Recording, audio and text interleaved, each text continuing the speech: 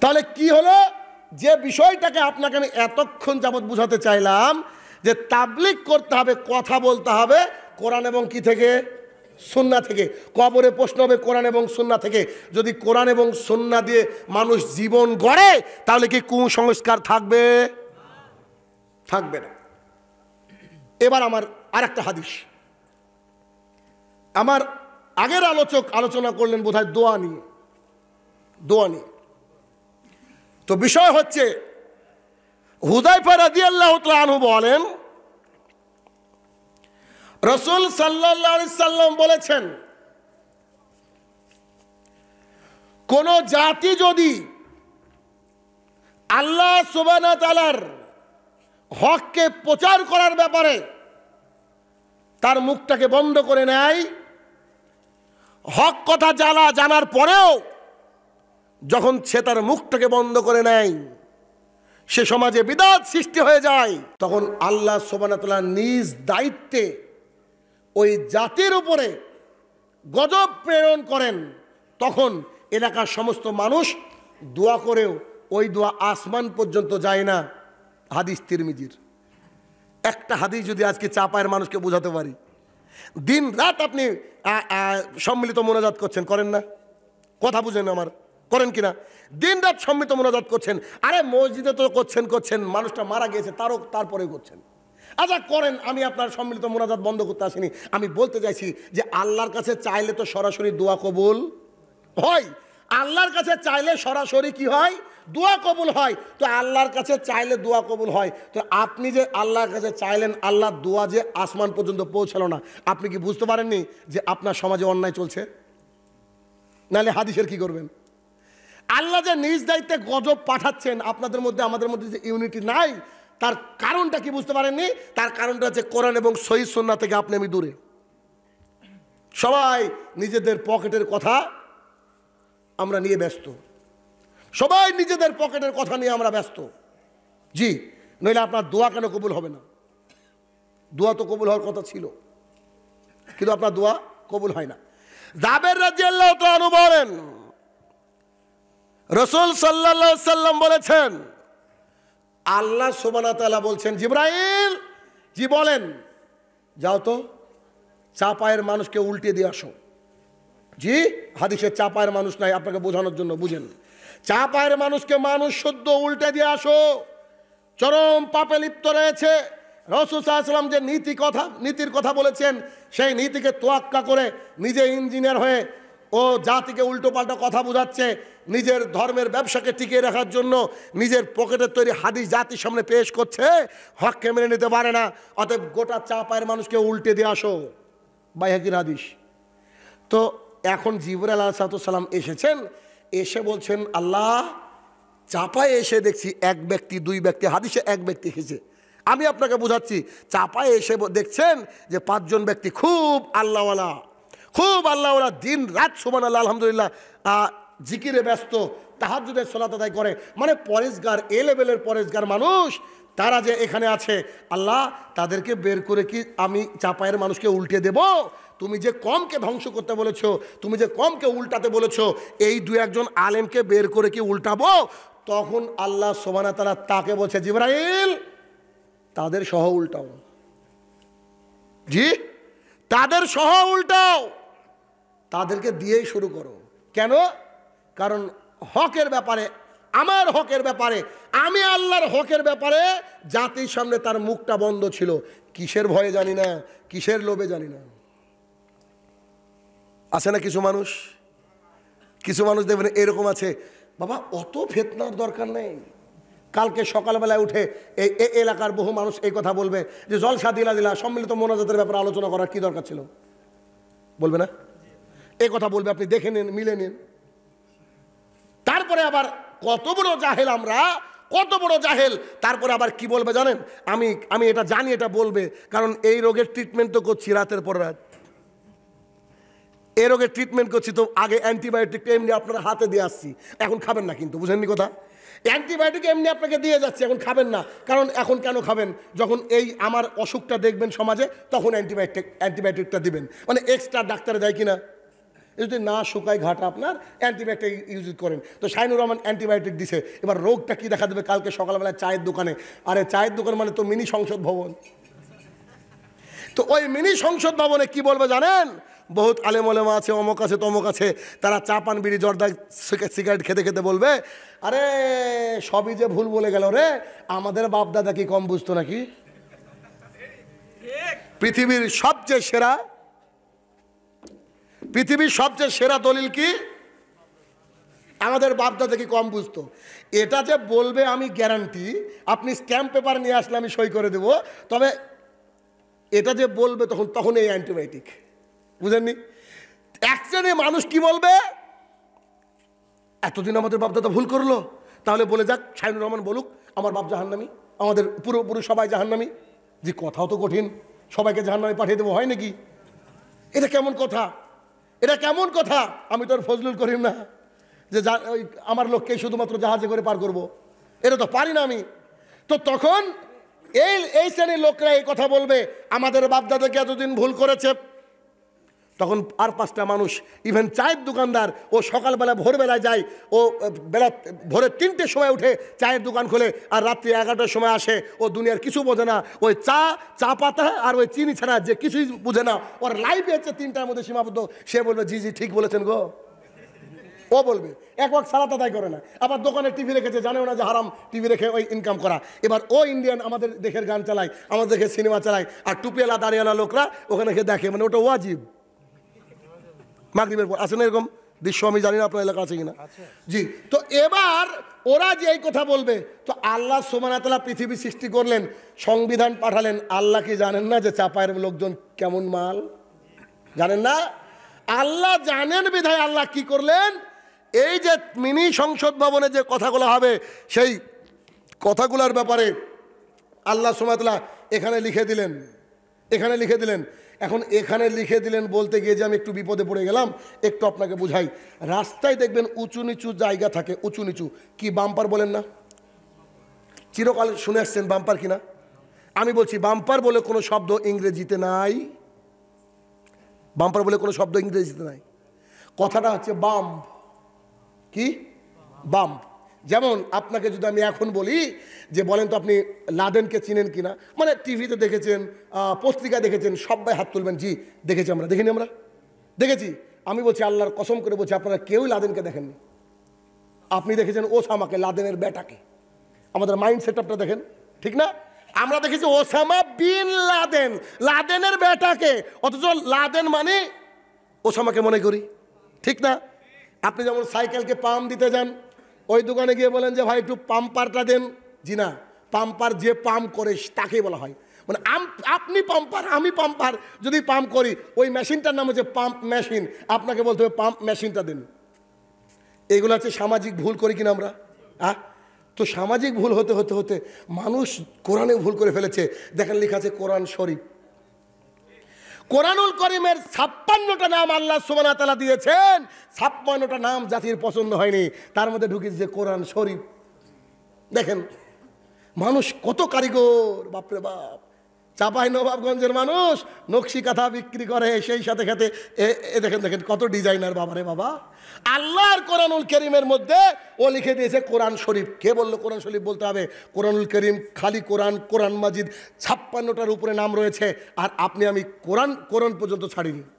বুঝতে পারেননি? তাহলে এবার আপনি বলে কোরআনও কি ভুল থাকে? জি, এক শ্রেণী মানুষ যে ভুল করে, নিজের মন মতো ধর্মটাকে মানার চেষ্টা করে। বলছিলাম এটা তো ভুল দেখলাম তাই বললাম, এবার আপনাকে বলতে চাইছি যে মিনি সংসদ ভবনে কি বলবে দলিল? আমাদের বাপদাদা কি কম বুঝে?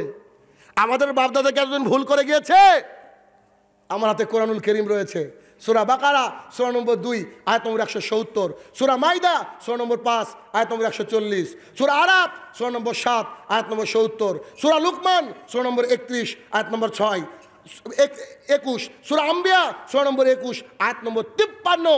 এতগুলো জায়গায় আল্লাহ সুবহানাহু ওয়া তাআলা বলছেন যে ওদের কাছে যদি হকের দাওয়াত নিয়ে যাও, তারা বলবে আমাদের বাপ দাদা কি কম বুঝতো? আল্লাহ সুবহানাহু ওয়া তাআলা যতগুলো আয়াত বললাম, প্রত্যেকটা আয়াতে আল্লাহ সুবহানাহু ওয়া তাআলা কি বলছেন? যে তারা এই কথা বলবে, অথচ তাদের বাপ দাদা দিন ধর্ম কিছুই বুঝতো না। খুলে দেখেন কোরআন নগদ। আপনার হাতে অ্যান্ড্রয়েড মোবাইল আছে, একটা রেফারেন্স এদিক ওদিক হলে আপনি আমাকে কলার ধরবেন, আমি আপনাকে অনুমতি দিলাম। বুঝতে পেরেছেন? তাহলে কি হলো? আর একবার রেফারেন্সটা নিয়ে নেন। সূরা বাকারা 2 নম্বর সূরা, জানি না আমরা, আয়াত নম্বর 170। সূরা মাইদা সূরা নম্বর 5 আয়াত নম্বর 104, 140 বলেছিলাম এই জন্য 104 হলো। সূরা আরাফ সূরা নম্বর 7 আয়াত নম্বর 70। সূরা লুকমান সূরা নম্বর 31 আয়াত নম্বর 21। সূরা আম্বিয়া সূরা নম্বর 21 আয়াত নম্বর 53। এই যে 4-5টা জায়গায় বললাম, ওই জায়গা খুলে দেখেন, এখনই বুঝতে পারবেন যে যে লোকগুলো সংসদ ভবনে কালকে আলোচনা করবে তার দলিল দিয়ে আছে যে তোদের বাপদাদা কিছু বুঝতো না রে, আল্লাহ বলছে। এটা অ্যান্টিবায়োটিক হাতে রেখে দেন, খাবেন না। এরা রোগীকে দিবেন না, এখন প্রয়োজনই নাই। যখন এই রোগটা দেখবেন তখন অ্যান্টিবায়োটিক দিবেন, তখন ওর আর কিছু বলার থাকবে না, ও চুপ করে যাবে, বলবে এরা হচ্ছে ওহাবি, এরা ফিতনাবাজ। জি, এ হচ্ছে শেষ কথা, আর কোনো কথা হবে না, আর কোনো কথা হবে না। তাহলে কুসংস্কারকে ধূলিসাৎ করে দেওয়ার জন্য কার জন্ম? মুহাম্মদ সাল্লাল্লাহু আলাইহি ওয়াসাল্লামের। তিনি এমন একটা জামানায় জন্মগ্রহণ করেছিলেন, কারোর বাড়িতে যদি কন্যা সন্তান হতো, জীবন্ত পতিত করা হতো, পুঁতে ফেলা হতো। বলেন তো এর চেয়ে জাহালাত আর কিছু হতে পারে? সেই জামানার মানুষ এমনভাবে শুধরে গেলেন, এমনভাবে শুধরে গেলেন, গোটা বিশ্ব তাদের জন্য আদর্শ, গোটা বিশ্ব। আর আজকে আমরা এই শতাব্দীতে এসে, অ্যান্ড্রয়েডের জামানায়, কম্পিউটারের জামানায় এসে, আপডেটের জামানায় আমরা এসে কি করছি? কোরআন এবং সুন্নাহকে অবমূল্যায়ন করছি, অবমূল্যায়ন করছি, যার ফলস্বরূপ আমাদের সামনের রাস্তা হচ্ছে বন্ধু। যখন মুহাম্মদ সাল্লাল্লাহু আলাইহি ওয়াসাল্লাম সাফা পাহাড়ের উপরে উঠলেন, উঠে মক্কাবাসীকে ডাক দিলেন, এত ভালো মানুষ, এত ভালো মানুষ আর এলাকায় নাই। রাসূল সাল্লাল্লাহু আলাইহি ওয়াসাল্লাম ডাক দিয়ে বললেন, শোনো, আমি তোমাদেরকে একটা সংবাদ দিতে চাই, তোমরা এই বিষয়ে কি, আমার ব্যাপারে কি বলো? সবাই তারা সমস্যারে বলেছিল, তুমি তো আলামিন, তুমি সত্যবাদী, তোমার মতো ভালো ছেলে আমাদের এলাকায় নাই, আমরা দেখিনি। রাসূল সাল্লাল্লাহু আলাইহি ওয়াসাল্লাম বলছেন, এই পাহাড়ের পেছনে একদল সৈনিক লুকিয়ে আছে, তারা আক্রমণ করবে, এ বিষয়ে তোমাদের কল্পনা কি, ধারণা কি? বলে, জি, তুমি যদি এই কথা বলো, অবশ্যই সৈনিক লুকিয়ে আছে, আমরা বিশ্বাস করি। মুহাম্মদ সাল্লাল্লাহু আলাইহি ওয়াসাল্লাম বলছে, জি না, আমি ওই তথ্য দিতে আসিনি, তবে আমি যেটা বলতে এসেছি সেটা হলো কুলু লা ইলাহা ইল্লাল্লাহ তুফলিহুন। সবাই তোমরা আজকে এই বাক্যটা বলো, আল্লাহ ছাড়া হক সত্য কোনো ইলাহ নেই, তাহলে তোমরা সবাই বেঁচে যাবে। 30 সেকেন্ড আগের কথা কি? তোমার মতো সত্যবাদী আমরা দেখিনি, তোমার চেয়ে ভালো মানুষ আমাদের এলাকায় নাই, মোহাম্মদ বিন আব্দুল্লাহ, তুমি শুনে রাখো, তোমার মতন ভালো মানুষ এই এলাকায় নাই, আমরা আমাদের চোখে দেখিনি। 30 সেকেন্ড পর তার চাচা আবুল হাব ওখানে দাঁড়িয়ে বলছে, একে হত্যা করতে হবে অথবা গ্রাম ছাড়া করতে হবে। বলে কি? একে হত্যা করতে হবে অথবা গ্রাম ছাড়া করতে হবে। গ্রাম ছাড়া করেছিল না? নিজের এরিয়ায় ঢুকতে দেয়নি, নিজের এরিয়ায় ঢুকতে দেয়নি। কত কষ্ট বুকে নিয়ে তিনি রাতের অন্ধকারে পালিয়েছিলেন আবু বকর সিদ্দিক রাদিয়াল্লাহু আনহুকে নিয়ে, একটা বাক্যের কারণে। সুদ ঘুষ চলবে না তিনি বলেননি, তখনও জেনা ব্যভিচার চলবেন না, এইসবগুলো কিছু বলেননি। একটা বাক্য বলা হয়েছিল, এক মাবুদকে তোমরা মেনে নাও যেটা হক। তারা মানতে পারেনি। কেন? তাদের 360 জন মাবুদ আছে, 360 জন, লাত, উজ্জা, মানাত, হবল, কত মাবুদ রয়েছে। আর আপনি এক আল্লাহতে বিশ্বাস করেন। আমি আপনাকে বলছি, আপনারও অনেক মাবুদ আছে, দেখবেন আপনি। আপনাকে একটু দেখাই আমি। রাসূল সাল্লাল্লাহু আলাইহি ওয়াসাল্লাম বলছেন, এফাউল লোহা, দাড়িটাকে ছেড়ে দাও, ওয়াসুস সারেফ, গোপটাকে ছাটো, আমার আনি আনা রব্বি বলে হাদিসটা শুরু হচ্ছে। রাসূল সাল্লাল্লাহু আলাইহি ওয়াসাল্লাম বলছেন, আমার রব আমাকে নির্দেশ দিয়েছে। আমার আনি দিয়ে যদি কোনো হাদিস বর্ণিত হয়, সেটা মিনিমাম ওয়াজিব হয় কি? তাই তো, মিনিমাম ওয়াজিব হয়। তাহলে ওয়াজিব আর ফরজ কি খুব বেশি পার্থক্য রাখে? তার মানে মোট কথা, দাড়ি রাখা হচ্ছে ফরজ, মানেন কিনা? আচ্ছা, দাড়ি রাখা ফরজ, ফরজ বিধানকে কেউ যদি উল্লঙ্ঘন করে মুসলমান থাকে? থাকে না। কালকে আপনি আপনার স্ত্রীকে বলবেন যে শাইনুর রহমান বলছে হাদিস দিয়ে বলছে দাড়ি রাখা ফরজ, কি করি বলো তো? তো আপনার স্ত্রী বলছে ধ্যাৎ পাগল কোথাকার, এই তো সবে বিয়ে হলো, একটা মেয়ে একটা ছেলে হয়েছে, এখন তুমি দাড়ি রাখবা মানে? এখন তোমার দাড়ি রাখার কি দরকার? তোমাকে এখন দাড়ি রাখতে হবে না। আল্লাহ বলছেন দাড়ি রাখা ফরজ, আর আপনার স্ত্রী বলছে রাখতে হবে না। আপনি আল্লাহকে বাদ দিয়ে আপনার স্ত্রীকে মেনে নিলেন, আপনার স্ত্রী হচ্ছে আপনার জন্য মাবুদ, বুঝেননি? আর না হলে আপনার স্ত্রীকে এই যে কাগজটা নিয়ে যান তো, এই পৃষ্ঠা লিখে দিতে বলেন যে আপনি 2055-তে মরবেন, এগ্রিমেন্ট আছে মালাকুল মতের সাথে। বুঝেননি কথা? মালাকুল মতের সাথে কারোর এগ্রিমেন্ট আছে নাকি আমাদের? আমি যে বাড়িতে পৌঁছাতে পারবো ইন্ডিয়াতে, এর কোনো আছে নাকি? কখন চলে যেতে হবে? জি গুড, 1 সেকেন্ডে কোনো গ্যারান্টি নাই। তবে এখানে যে মাইক্রোফোনটা আছে তার একটা গ্যারান্টি আছে, ঠিক না? এখানে যে এতগুলো ক্যামেরা চলছে এগুলোর গ্যারান্টি দিয়েছে, কিন্তু যে বানিয়েছে তার কোনো গ্যারান্টি নাই। তাহলে আল্লাহ বলছেন দাড়ি রাখতে হবে, আর স্ত্রী বলছে দাড়ি চাচতে হবে। তাহলে আল্লাহর কথাকে মানে বাদ দিলেন, তোয়াক্কা করলেন না। এবার যার কথা মেনে নিলেন সেই তো আপনার মাবুদ। জি, জাহালাত, অজ্ঞতা, মূর্খতা কাকে বলে? কোরআন হাদিস তো দূর কি বাত, আপনি আপনার পরিবারকে তো ঠিক করতে পারলেন না, আপনি আপনার পরিবারকে তো ঠিক করতে পারলেন না। এ দিয়ে কি হবে? এ দিয়ে কি হবে? কেন? এখান থেকে যে কথাগুলো বলতে হবে এটা হক কথা হবে। কারণ একটা বক্তার কাজই হচ্ছে আপনাকে কষ্ট দেওয়া। কেমন কষ্ট দেওয়া? রাসূল সাল্লাল্লাহু আলাইহি ওয়াসাল্লাম বলছেন এক আল্লাহকে মেনে নিতে হবে বলেছেন। তো তার মানে 360টা মাবুদ চলবে না, 360টা মাবুদ চলবে না। যখন তিনি মক্কার বুকে প্রবেশ করলেন, বহুত সৈনিক তার সাথে, বহুত সাহাবায়ে কেরাম তার সাথে, হাতে একটা লাঠি নিয়ে সেদিন বলেছেন ওয়াকুল জাল হক ওয়াযাকাল বাতিল ইন্নাল বাতিলা কানা যাহুকা। যখন মিথ্যা প্রতিষ্ঠিত হয়ে যায় সমাজে, তার পাশে এসে সত্য দাঁড়িয়ে যায়, তখন মিথ্যা ভেঙে চুরমার হয়ে যায়। আর মিথ্যা জন্মই হচ্ছে চুরমার হওয়ার জন্য।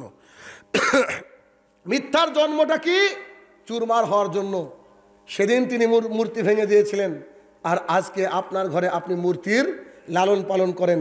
আপনার ঘরে ঢুকলে দেখা যাবে কোন অমুক নেতার ছবি, ওই নেতার ছবিকে যতদিন আপনি ছড়াতে পারবেন আপনিও মূর্তি পূজক। এবার ঠিক নাই, ভয় পেয়ে গিয়েছে। আপনার ঘরে মূর্তি থাকবে মানে খালি মূর্তি মানে কি ওই ইট কাঠ পাথর দিয়ে তৈরি নাকি? ওই ছবিটা থাকলো কেন ওখানে? ছবি থাকবে কেন আপনার ঘরে? কে আপনি? আপনার ইবাদত করনেওয়ালা, আপনি ইবাদত করেন শুধুমাত্র কার? আল্লাহ সুবহানাহু ওয়া তাআলার। আপনি মাথা নত করবেন আল্লাহ সুবহানাহু ওয়া তাআলাকে। আর সবচেয়ে যদি বেশি ভালোবাসতে হয় তো মুহাম্মদ সাল্লাল্লাহু আলাইহি ওয়াসাল্লামকে ভালোবাসতে হবে আপনাকে। এরপরে আর দ্বিতীয় কোনো রাস্তা নাই। হ্যাঁ, আপনি নেতা নেত্রীকে ভালোবাসতে পারেন, আপনার এলাকার জনগণকে ভালোবাসতেন, আপনি বক্তাকে ভালোবাসতে পারেন, তবে ভালোবাসাটা বিরিয়ানি আর পোলাও দিয়ে হবে, তার কথা মেনে নয়। কথা যদি নিতে হয় জীবনে কোনো ধর্মের ব্যাপারে, তাহলে মানতে হবে মুহাম্মদ সাল্লাল্লাহু আলাইহি সাল্লাম। আপনি আমি কি অবস্থা করেছি, আমাদের মধ্যে কত জাহালাত, আমি একে একে পয়েন্টে আলোচনা করব। আপনাকে রেডি করে নিলাম এতক্ষণ যাবত যে হক কথা বলতে গেলে কষ্ট হবে, হক কথা বলতে গেলে কষ্ট হবে। কেন? কারণ জাতি স্রোতের বিপরীতে কখনো চলতে চাই না। আমি যদি বলি এই যে মসজিদ রয়েছে, এই মসজিদে জুমার দিনে যতজন লোক হয় ফজরে কি অতজন হয়? মনে হয় 20 ভাগের 1 ভাগ হয় কিনা সন্দেহ, 20 ভাগের 1 ভাগ হয় কিনা সন্দেহ। তাহলে আজকে যে ফজরে এতজন লোক হয় না, বা সামান্য কিছু লোক ফজরে হয়, আর জুমার দিনে ভরে যায়, তার জন্য মসজিদের উন্নতিকল্পে জালসা, অথচ আল্লাহ সুবহানাহু ওয়া তাআলার কাছে তারাই মুসলমান যারা 5 ওয়াক্তের সালাত, 5 ওয়াক্তের মুসল্লি। তার মানে বহু মানুষ আমার সামনে অমুসলমান বসে আছেন। আপনি আপনার মুফতি সাহেবকে দেওয়া হাদিসের নিজের মতো করে অনুবাদ ব্যাখ্যা করতে পারেন, কারণ আমাদের সমাজে দুটো ইসলাম আছে, একটা রাসূল সাল্লাল্লাহু আলাইহি ওয়াসাল্লামের ইসলাম, আর একটা আছে গৃহপালিত ইসলাম, যেটা হুজুরের কলিজায় আঘাত দেয়। এটা অসুবিধা নাই, এটা এভাবে চলবে, এভাবে চলবে। সাহাবায়ে কেরামরা যদি কোনো মানুষকে ফজরে না পেতেন, ইশাতে না পেতেন, তাহলে ভাবতেন যে ঘটনা কি, দেখি তো ফজর পর্যন্ত, ফজরে না পেলে ও মুনাফিকের লিস্টে নাম রেখে দিতেন, ও মুনাফিক বেঈমান হয়ে গেছে। আর আমার আপনার এলাকার এমনও মুসল্লি রয়েছে 1 সপ্তাহ পর একবারে সাদা ধবধবে পাঞ্জাবি পরে গিয়ে একবারে ফার্স্ট কাতারে পারলে ইমাম সাহেবকে বলেন যে সরেন আপনি, আমি একটু ইমামতি করি। সেন্ট সুন্দর মেখে গিয়ে সামনে গিয়ে বসে ইবাদত করছে, তার সাথে ইমাম সাহেব কত গুপ্তগু করছে, হেসে হেসে কথা বলছে। বলেন এ দিয়ে জাতি কি করে পরিবর্তন হবে? পরিবর্তন হবে না, পরিবর্তন হবে না। তবে বিষয় হচ্ছে যে আমরা যদি আল্লাহ সুবহানাহু ওয়া তাআলার রাস্তায় থাকি তাহলে আমাদের জন্য বিপদ অনিবার্য। আর যদি বিপদ না আসে আপনি আল্লাহর রাস্তায় নাই। যেমন করে একটা সাহাবীকে দেখাতে পারবেন না যে ওই সাহাবীর মুখে দাড়ি ছিল না। কেউ জানেন গো নামটাম কোনো সাহাবীর? দাড়ি ছিল না এমন সাহাবীর নাম জানেন? অথচ আমরা এমন সাহাবীরও নাম জানি যে সাহাবী জেনা করেছে। নাম জানি না? ওই যে সাহাবী এসে বলেছে আমি জেনা করেছি, ঠিক না? এমন সাহাবীর নামও আমরা জানি যে জেনা করেছে। এমন সাহাবীর নামও জানি আমরা চুরি করেছে। নাম জানি না? যখন মুহাম্মদ সাল্লাল্লাহু আলাইহি ওয়াসাল্লাম ওই মাল বন্টন করছিলেন মানে গনিমতের, তখন একজন সাহাবী এসে বললেন না যে আমার কাছে একটা অথবা দুটো স্যান্ডেলের ফিতা। রাসূল সাল্লাল্লাহু আলাইহি ওয়াসাল্লাম বলছেন একটা অথবা স্যান্ডেলের ফিতাও যদি কেউ চুরি করে নাই, আত্মসাৎ করে ফেলে, তাহলে তো তার থাকার জায়গা জাহান্নাম। অপর হাদিসে একজন ব্যক্তি একটা চাদর বা রুমাল রেখে দিয়েছিলেন, উনি মারা যাওয়ার পর সবাই ওনাকে জান্নাতি ঘোষণা করলেন। রাসূল সাল্লাল্লাহু আলাইহি ওয়াসাল্লাম বলছে জি না, আমি দেখতে পেলাম যে ওই চাদরটা তার কবরের মধ্যে জাহান্নামের আগুন হয়ে দাউ দাউ করে জ্বলছে। আর আমাদের দেখে নেতা নেত্রীরা গোটা পৃথিবী মানে দেশকে বিক্রি করে দিয়েছে, আমেরিকাকে বিক্রি করার প্ল্যান করছে। তারপরে নাকি এরা খেয়ানতকারী না? বলেন, তারপরে নাকি এরা খেয়ানতকারী না? তাহলে কুসংস্কার দূর হবে মিম্বার থেকে। কোথা থেকে? মিম্বার থেকে। জলসার আয়োজন একদিন মানে 10টা গরু জবাই হবে, কারোর বউ বিটি বাচ্চা আসবে, জামাইকে নিমন্ত্রণ করেনি আজকে, এটাই চলবে। কিন্তু মিম্বার থেকে একবারে কলিজা শক্ত করে কথা বলতে হবে। মনে করে নিতে হবে যে আমি যে কথাটা বলছি বোধহয় এইখানে আমি যে দাঁড়িয়ে কথা বলছি এ লাইনে আমাকে বেশি দিন টিকতে আমি যেন না পারি, এভাবে কথা বলতে হবে। কেন? কারণ ওই যে বললাম না বিপদ দুটো, আল্লাহ রসুল ধমক মেরে বলছে একটা মিথ্যা কথা বলে থাকার জায়গা জাহান্নাম, আর আল্লাহ বলছে হক জানা পরে গোপন করলে ভাগ্যে খারাপ আছে। তা আপনি আমি বিপদে না? তাহলে হক কথা এই মিম্বার থেকে বলতে হবে, তবে আমাদের সমাজ থেকে কুসংস্কার চলে যাবে। কুসংস্কার কাকে বলে এবার খেয়াল করে দেখুন। কুসংস্কার কি? একটা বাচ্চা জন্ম নিয়েছে, আজকে একটা বাচ্চা জন্ম নিয়েছে, হসপিটালে রয়েছে। 7 দিন পর বাচ্চাটাকে নিয়ে আসছে, নিয়ে আসার পরে একটা চামড়ার বালা ঝুলিয়ে দিয়েছে। দেয় কি না? দেয়। চামড়ার একটা বালা দিয়ে দিয়েছে, পাশে একটা লোহা রেখে দিয়েছে। লোহা রাখে কিনা জানি না, আপনাদের এলাকা রাখে কি? লোহা রেখে দিয়েছে। আর বাচ্চার এই সাইডে একটা টিপ দিচ্ছে। কেন? যেন আমার বাচ্চাকে শয়তান স্পর্শ করতে না পারে, আমার বাচ্চা যাতে মানে শয়তান মুক্ত থাকতে পারে, এই জন্য দিচ্ছে। তাহলে এই যে 10 মাস মায়ের পেটে ছিল, 9 মাস মায়ের পেটে ছিল, তো টিপি বাঁকিয়ে দিয়েছে আর ওই বালাই বাঁকিয়ে বেঁধেছে। মানুষ কত পাগল! এটা হচ্ছে কুসংস্কার। ধরে নেন কুসংস্কারের আরো একটা ভালো ভাষা আছে শিরক। কুসংস্কারের ভালো ভাষা হচ্ছে শিরক। লোকটা দোকানে বসে আছে, আল্লাহ সুবহানাহু ওয়া তাআলা কতই না রুজি দিয়েছে। একজন ব্যক্তি বলছে ভাই ওই টুপিটার দাম কত? তো বলছে এখন সন্ধ্যাবেলা, এখন তো বাকি দিতে পারবো না, বাকি দিলে আমার অমঙ্গল হবে। জি, এটা যে কুসংস্কার, এটা আপনি বললেন কেন? আপনি বলতে পারতেন আপনার নাম যদি চণ্ডীদাস হতো। এটা হিন্দু বলবে। একটা হিন্দু সকালবেলায় গিয়ে ধূপ ধুনো দিয়ে সে ওই আপনার দোকানের সামনে জল ছিটাবে, পানি ছিটাবে। ধুলো উঠছে আপনি ছিটান, এটা আলাদা ব্যাপার। কিন্তু বরকতের আশায় সে জল ছিটাচ্ছে, পানি ছিটাচ্ছে, আর এই ধূপ ধুনো দিয়ে একটু পুজো করে নিচ্ছে। আপনি কি হিন্দুর বাচ্চা নাকি? আপনার বাপের নাম কি নরেন্দ্র মোদী নাকি? আপনি এটা করেন কি করে? হ্যাঁ, আরে আপনার মধ্যে তো ইসলাম নাই, আপনার বিবি আবার কিছুই বুঝে না। তো যদি জামাই না বুঝে তো বিবি কি করে বুঝবে? তো বিবি রাত্রিবেলায় ঘর ঝাড় দিচ্ছে, তো বিবির মা বেড়াতে হেঁচে, মানে আপনার শাশুড়ি একবারে খাটের উপরে চর্দা দিয়ে পান চাবাচ্ছে আর ঝাড়ু দিচ্ছে মেয়ে। তো চট করে মেয়েকে বলছে খবরদার এই নোংরাগুলো বাইরে ফেলো না, তাহলে অমঙ্গল হবে। বলে না? এটা যে কুসংস্কার, এগুলো হচ্ছে শিরক। তারপরে বেচারা রাত্রিবেলা সহবাস করে নিয়েছে। সহবাস করার পরে শীতের রাত্রি আর গোসল করা হয়নি। তো তার শাশুড়ি বলছে ঘটনা কি, বা সে নিজেও সে কী করছে, বলছে যে না চুলার কাছে যাওয়া যাবে না, রান্না করা যাবে না, মাটিতে হাঁটা যাবে না, মাটিতে কি অভিশাপ করবে। তো যখন সহবাস করলেন মাটি কি করেছিল? মানুষের কমন সেন্সও নাই। অথচ রাসূল সাল্লাল্লাহু আলাইহি ওয়াসাল্লাম হাদিস থেকে পাওয়া যায় কোনো ব্যক্তি যদি সহবাস করে ফেলে, সে যদি ইচ্ছা করে আরও একবার সহবাস করবে, তার যদি যা ইচ্ছা সে কি করবে, সে যেন সুন্দর করে লজ্জাস্থান থেকে অজু করে ঘুমিয়ে পড়ে। অজু করে ঘুমিয়ে পড়ে, ভালো করে বুঝবেন, অজু করে ঘুমিয়ে পড়ে। ঘুমিয়ে পড়ার পরে কি দেখছি যে 3:54 বাজছে, আর 4 মিনিট আছে, এখন যদি সাহারি না খাই তো আমার রোজাটা হবে না। ও কি অবস্থা আছে বলেন তো? অপবিত্র না? ওই অবস্থায় সাহারি খাওয়া জায়েজ, ওই অবস্থায় সাহারি খাওয়া জায়েজ, ওই অবস্থায় সাহারি খাওয়া জায়েজ, ওই অবস্থায় নাকি ভাত রান্না জায়েজ না, ওই অবস্থায় নাকি হাঁটা চলা জায়েজ না। মানুষ কত বড় পাগল! খালি কি সম্মিলিত মোনাজাতি শিখেছেন, আর কিছু শিখেননি? ইমাম সাহেব কেঁদে কেঁদে দোয়া করলেন, সবাইকে পার করে দিলেন। আরে নিজের অ্যাকাউন্টে কিছু না থাকলে কি পার হওয়া যায়? নিজের অ্যাকাউন্টে লাগবে তো। তারপরে বাচ্চারা একটু বড় হয়ে গেছে, কোমরে বেঁধে দিয়েছে ডোর, কি বলেন আপনারা? ডোর, ডোরা, ডোরা, ডোরা। আর তার সাথে এক ধরনের জিনিস দেয় আমাদের এলাকায়, চকি বলে, গোল গোল গোল গোল। কেন এটা বাঁধা হয়েছে?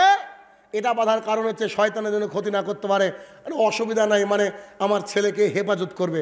হেফাজতের মালিককে আল্লাহ সুবহানাহু ওয়া তাআলা। একটা ডোরা যদি হেফাজত করতে পারে, হায় রে কপাল পোড়া জাতি। ফলের দোকানে দাঁড়িয়ে আছে স্বামী আর স্ত্রী, তো বলছে ওই কলা নাও তো, কলা নাও তো, কলাগুলো কি সুন্দর লাগছে। তো দোকানি বলছে জি দিদি, বলছি এই কলাগুলো নেন। কলা নিতে গিয়ে একটা কলার সাথে একটা কলা বাই চান্স লেগে আছে, একটা কলার সাথে আরেকটা কলা বাই চান্স লেগে আছে, খুব বিপদে পড়ে গিয়েছে। কলা চাপ ধরে লেগে আছে, হয় কিনা? চাপ দিয়ে লেগে আছে। তো ওইটা দেওয়া মাত্র বলছে সি সি সি করেন কি, খবরদার এটা দেওয়া যাবে না। তো কেন? বলছে এটা খেলে জোড়া বাচ্চা হবে। একটা বাচ্চা দেওয়ার মালিক আল্লাহ, ডবল কলা মানে বাচ্চা দেওয়ার মালিক কলা। আরে মানুষ তো মানুষ, এরা কত বড় মূর্খ! বিদ্যা তো নাই, বুদ্ধিও যে নাই। হ্যাঁ, তাহলে যার বাচ্চা হচ্ছে না তাকে জোড়া কলাই খাওয়ান, তার কেন বাচ্চা হয় না? আশ্চর্য দুনিয়া! এই কত বড় কুসংস্কার! এ কুসংস্কার ঢুকে কি করে? কারণ সন্তান দেওয়ার মালিক হচ্ছে আল্লাহ সুবহানাহু ওয়া তাআলা। তাওয়াক্কালতু আলাল্লাহ, আল্লাহর প্রতি একেবারে কঠিনভাবে তাওয়াক্কুল করতে হবে, কঠিনভাবে তাওয়াক্কুল করতে হবে। বুকের উপর দিয়ে যদি বুলডোজার চলে যায়, এই জাতির সামনে হক কথা বলে যেতে হবে, ভালো হক কাজ করে যেতে হবে।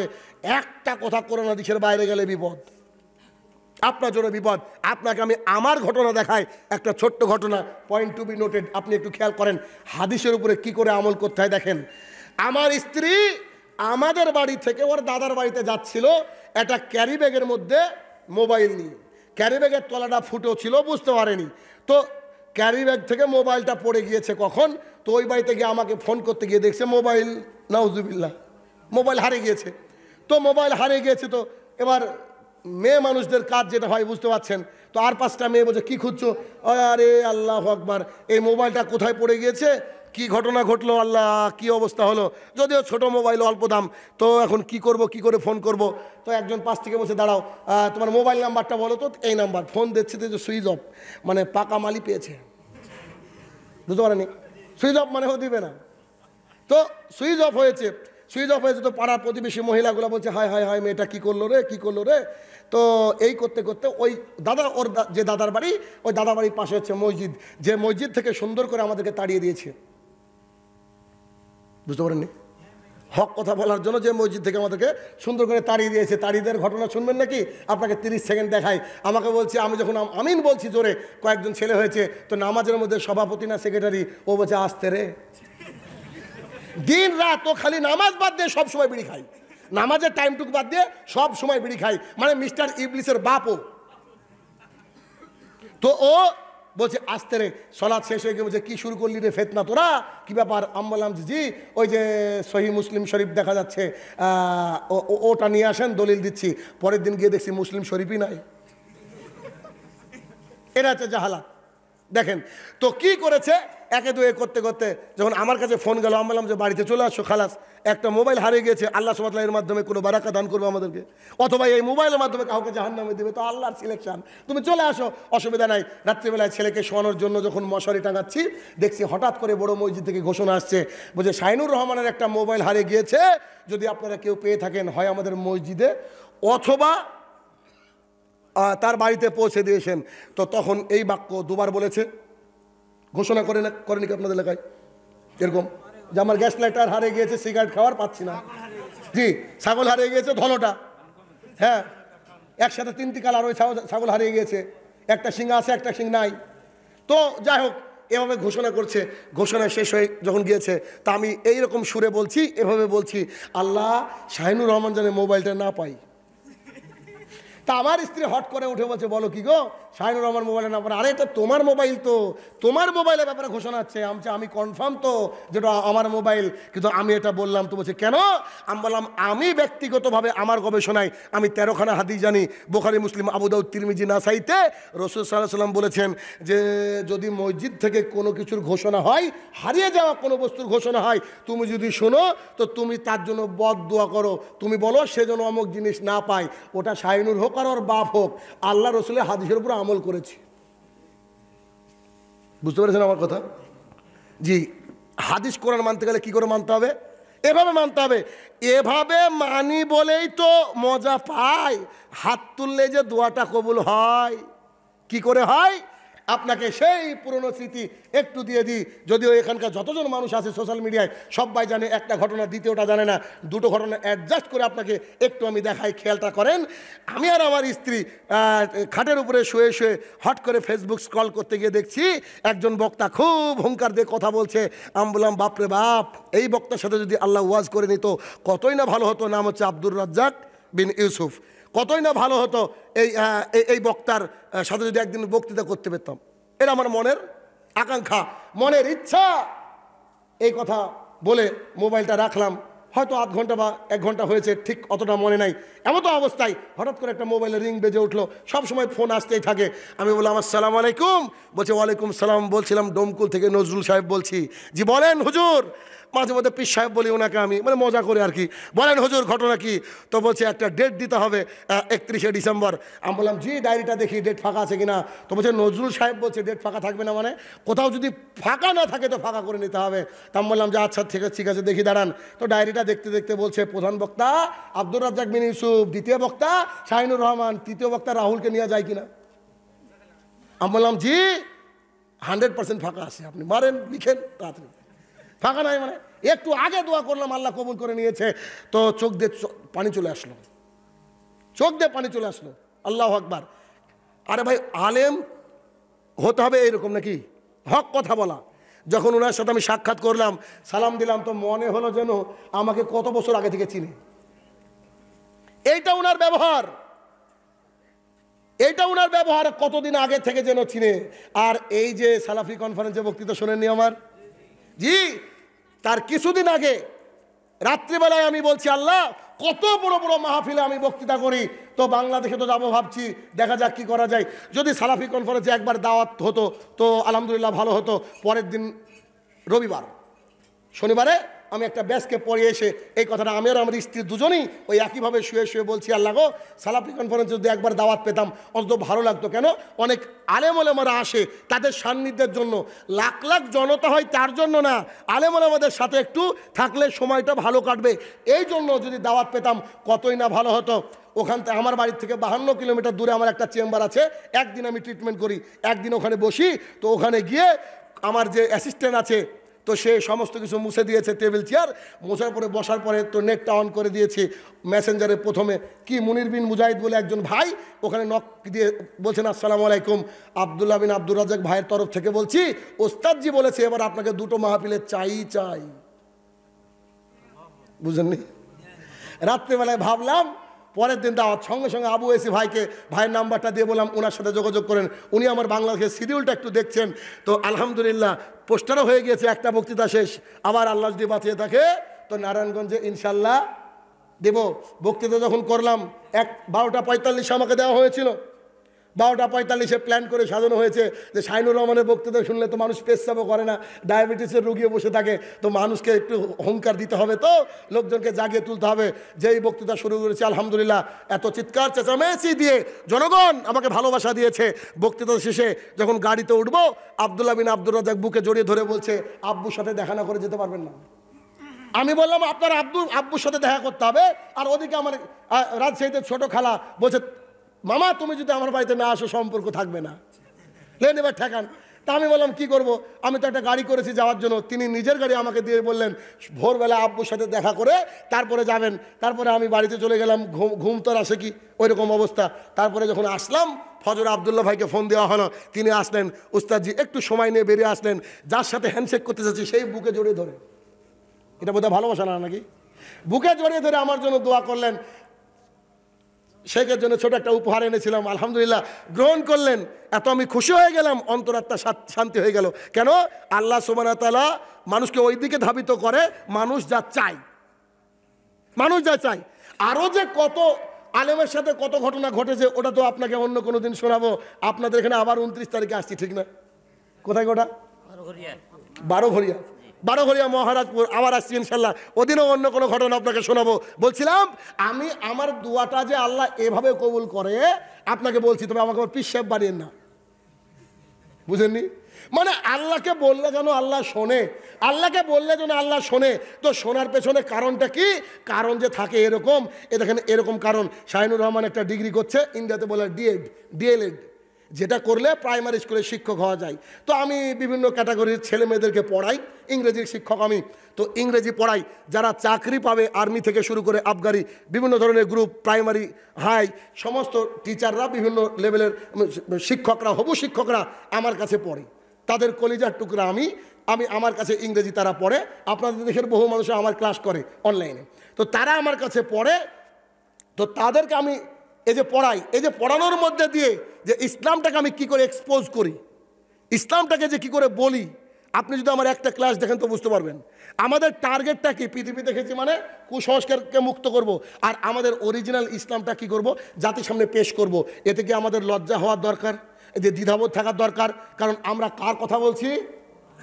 ওই আল্লাহর কথা, যে আল্লাহ 1 সেকেন্ডের মধ্যে আপনাকে আমাকে ঝিটিয়ে বিদায় করে দিতে পারে কিনা? যে আল্লাহ সুবহানাহু ওয়া তাআলা আপনাকে আমাকে এই পৃথিবীর মায়াকে ত্যাগ করাতে 1 সেকেন্ড সময় লাগবে না, 1 সেকেন্ড সময় লাগবে না।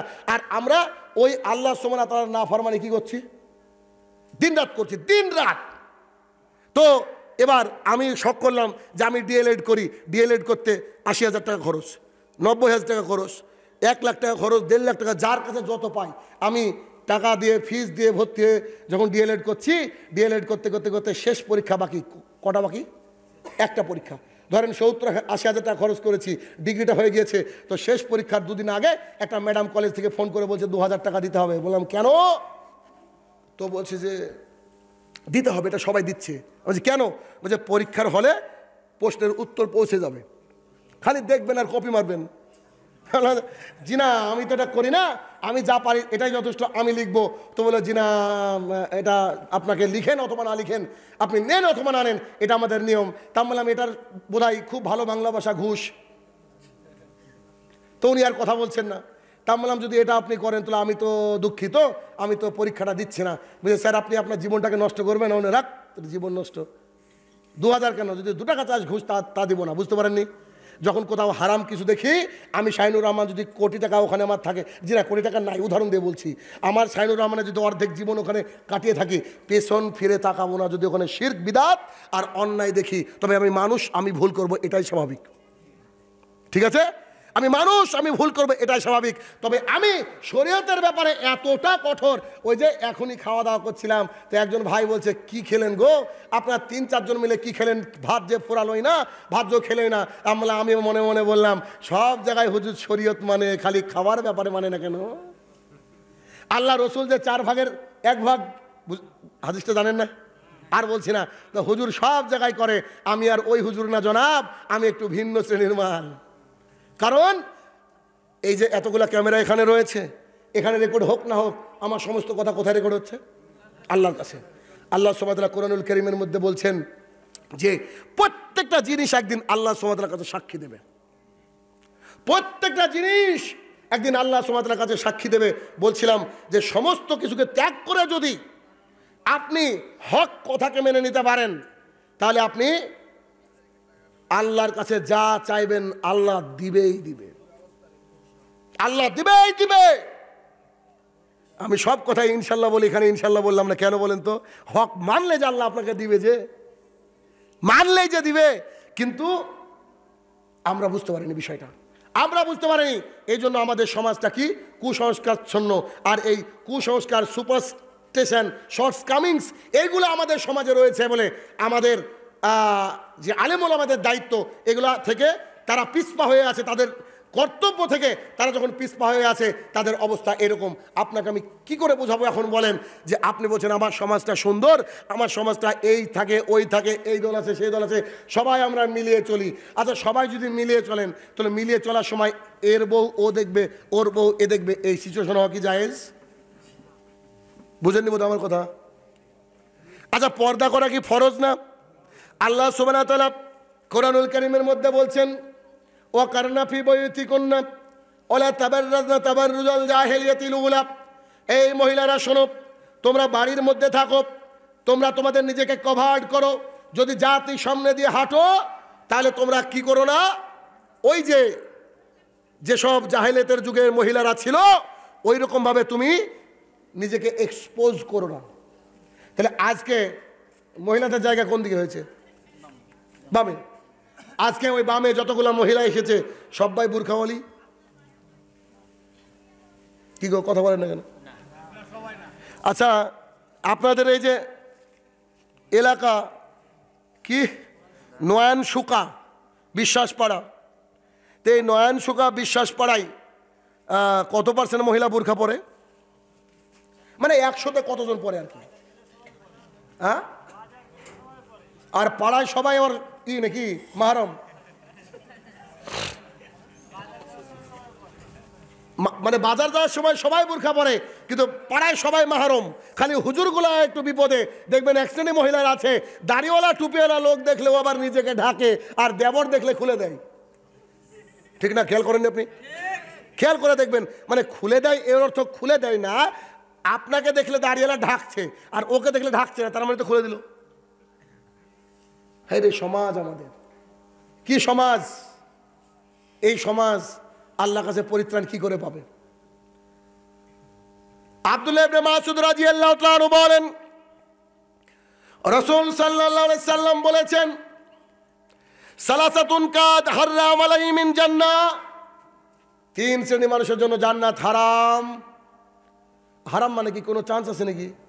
একটু কোনো চান্স নাই। There is no chance at all. কোনো রকমের কোনো চান্স নেই। আল্লাহ সুবহানাহু ওয়া তাআলা মুহাম্মদ সাল্লাল্লাহু আলাইহি ওয়াসাল্লামকে দিয়ে বলছেন, বলো 3 শ্রেণী মানুষ জান্নাতে যাবে না। আমি আল্লাহ ওদের জন্য জান্নাতকে হারাম করে দিয়েছি। আমি আল্লাহ তাদের জন্য জান্নাতকে সিল্ড করে দিয়েছি। They will not enter to the paradise at any cost. তারা কখনোই জান্নাতে প্রবেশ করবে না। আল্লাহ সুবহানাহু ওয়া তাআলা মুহাম্মদ সাল্লাল্লাহু আলাইহি ওয়াসাল্লামকে দিয়ে বলতে চাইলেন। তারা কারা? এক, মদমিনুল খামরিন, যারা নিয়মিত পান, বিড়ি, জর্দা, গুল, সিগারেট খায় বা পান করে, তারা জান্নাতে যাবে না। এবার হুজুর বিপদে। হুজুর এতদিন বলেছে বিড়ি খাওয়া মাকরু, হুজুর আবার মসজিদ থেকে বেরিয়ে যদি জর্দা না খায় হুজুরের নাকি হয় না। আর হুজুর আজকে হুজুরকে বলছে যে এটা চলবে না, এটা হারাম হয় কি করে? হুজুর এখন দলিল খুঁজছে। হুজুর বলছে নেশা 2 প্রকার। হুজুর কি বলছে? নেশা 2 প্রকার। ইয়াবা, এটা খেলে নেশা হয়, এটা ইয়াবা। ওয়াইন, মদ খেলে নেশা হয় মদ। কিন্তু জর্দা, খৈনি, গুল, এগুলা চলবে আর কি, এরা ব্যাপার না। এটা যে মাকরুহে তাহারিমি নাকি, মানে পায়খানারও যে ভাগ রয়েছে, এটা তো বুঝি না আমি। বিদাত তো বিদাত। বিদাত মানে সরাসরি মুহাম্মদ সাল্লাল্লাহু আলাইহি ওয়াসাল্লামকে অপমান করা হয়। মুহাম্মদ সাল্লাল্লাহু আলাইহি ওয়াসাল্লাম পৃথিবীর বুকে কারুর সাথে কোনোদিন কোনো খারাপ আচরণ করেছে এমন দলিল কেউ জানেন? কারুর সাথে নিজের বংশের টান টেনে কথা বলেছে এরকম, নিজের সম্পদের জন্য। কিন্তু কিয়ামতের মাঠে বলবেন, আমি জানি একটা কথা বলবেন, জানি না আর বলবেন কিনা, তিনি হাউজে কাউসারের মেজবান, মেহমানদেরকে পানি পান করাবেন। একবারে পান পাত্র নিয়ে দাঁড়িয়ে আছেন, একবার পানি পান করলে আপনি আর ফাস্টি হবেন না, আপনি আর পিপাসার্ত হবেন না। তো একদল লোক চলে আসছে রাসূল সাল্লাল্লাহু আলাইহি ওয়াসাল্লামের দিকে, রাসূল সাল্লাল্লাহু আলাইহি ওয়াসাল্লামের দিকে চলে আসছে। তো তাদেরকে ফেরেশতা আটকে দিয়েছে, যাই নট অ্যালাউ, খবরদার দিকে যেও না। তো মুহাম্মদ সাল্লাল্লাহু আলাইহি ওয়াসাল্লাম দূর থেকে দেখে বলছে ঘটনা কি, লোক তো আমারই, লোক তো আমারই, মানে দাড়ি আর টুপিওয়ালা লোকই তো এদেশে, 73 দলও তো এদেশে। তো অরিজিনাল তো একটা অঙ্কের উত্তর তো 73টা হয় না, হয় একটাই। আমি নিজের বুঝে ইসলাম চলছে, নিজে যতটুকু বুঝে ওটাই ইসলাম। তো রাসূল সাল্লাল্লাহু আলাইহি ওয়াসাল্লাম আল্লাহ সুবহানাহু ওয়া তাআলাকে বলছে, ইয়া রব ইন্নী হুম মিন্নি, হে আমার প্রতিপালক, ওরা আমার লোক, ছেড়ে দেওয়া হোক, ওরা আমার লোক। কি ব্যাপার, আটকাছেন কেন, কোনো নাকি আমার লোককে আপনার ফেরেশতা আটকায় কেন, ব্যাপারটা কি? মানে আমি সাজ্জাদ ভাই আর আমার এক খালাতো ভাই ওই সালাফি কনফারেন্সে উপরে উঠছি, তো আমার খালাতো ভাইকে আটকে দিয়েছে, দাড়ি নাই মুখে। তো আপনার শাহিনুর রহমান এভাবে কড়া কথা বলে, ওর সাথে দাড়িবিহীন লোক থাকতে পারে নাকি? তো আমি বাংলা থেকে আসলাম, আমার খালাতো ভাই দেখতে আসবে স্বাভাবিক। তো ওকে যাই দাঁড়াও তুমি, তা বললাম ওটা আমার খালাতো ভাই, সরি সে ভুলে গেছে। তো ব্যাপারটা এরকমই ঘটে গেছে, কি আমাদের মাঠে ধরেন। তো ও দাড়িওয়ালা ওরা লোক, ওরা আবার দাড়িওয়ালা, তাদের কথা বলছে। তো তাদেরকে আটকে দিয়েছে, আল্লাহকে বলছে ঘটনা কি, আমার লোককে আটকাও কেন? তখন আল্লাহ সুবহানাহু ওয়া তাআলা বলছে, ইন্নাকা লা তাদরি আদাসুমা বাদাক, হে মুহাম্মদ সাল্লাল্লাহু আলাইহি ওয়াসাল্লাম, তুমি জানো না, তুমি মারা যাওয়ার পর সব এক একটা ইঞ্জিনিয়ার হয়েছিল। কেমন? তুমি তো বলে এসেছো মানুষ মারা গেলে 3টে জিনিস কবরে যায়, 3টে জিনিস পাই, ওই যে নেক সন্তান সাদকা, এটা জানেন তো, 3টে জিনিস পাই। কিন্তু মারা যাওয়ার পর কুলখানি 40 ওর বাপকে জান্নাতে পাঠিয়ে দিয়েছে, সারা জীবনে জর্দা খোর ছিল।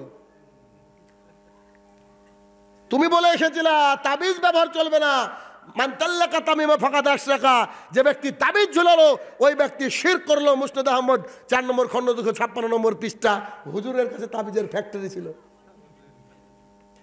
এই যে তুমি বলেছিলা ধীরে ধীরে সালাত আদায় করতে হবে, তারাবি মানে ধীরে ধীরে আদায় করা, পড়তে হবে 8 রাকাত, পড়তে হবে 2.5 ঘন্টা 3 ঘন্টা। হুজুর 37 মিনিটে 37 রাকাত শেষ। এই হচ্ছে অবস্থা। তুমি বলেছিলা মানুষকে খাওয়াও, খাওয়ানোর বিনিময় একটা কি, জান্নাত। ওই ঘরটা কোথায় হবে? মিডল অফ দ্য জান্নাত, জান্নাতের মিডিলে। কোনো ব্যক্তি যদি মানুষকে খাবার খাওয়ায়, তার বিনিময় সে জান্নাতে তার ঘর পাবে। আর ও এমনভাবে খাবারের ব্যবস্থা করেছিল, ছেলের খাতনা দিয়েছে তাও খানা, ছেলের খাতনা দিয়েছে তাও খানা। তো তুমি যেগুলো বলে আসনি, তো এগুলো তারা করেছিল।